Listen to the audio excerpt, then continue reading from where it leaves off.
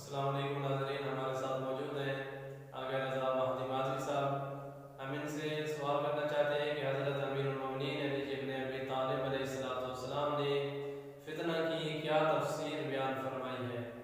بسم اللہ الرحمن الرحیم۔ امیر المومنین ناجی البلاغہ میں کلمات نثار میں یہ فرماتے ہیں کہ تم میں سے کوئی شخص یہ نہ کہے کہ اے میرا اللہ مجھے فتنے اور آزمائش سے پناہ دے، کیونکہ دنیا میں کوئی شخص ایسا نہیں جو فتنے اور آزمائش میں مبتلا نہ ہو، کیونکہ قرآن کی واضح اور صریح آیت ہے کہ انسان کا یہ مال اور انسان کی اولاد فتنہ ہے۔